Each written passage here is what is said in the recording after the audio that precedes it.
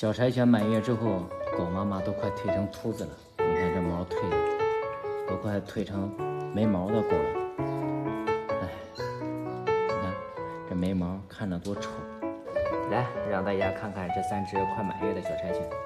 哎呦，你瞧这家伙摇头晃脑的，还挺开心啊，是不是？哎呦，你瞧这小包子脸，摸着多好玩，肉嘟嘟的。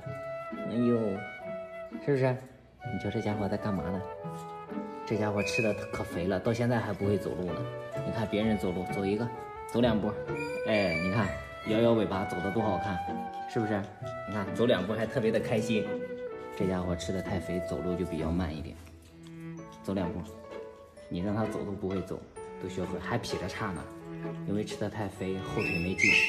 他俩都学会了走路，就他走路就慢一点。来，让大家看看这一只，这一只就性格比较乖巧一点。4000块钱被粉丝给定下来了。哎呀，你瞧，摸着这小脸多好，肉嘟嘟的，性格可好了。所以说呀，每一只小柴犬它的性格都是不一样。这3只，你更喜欢哪一个？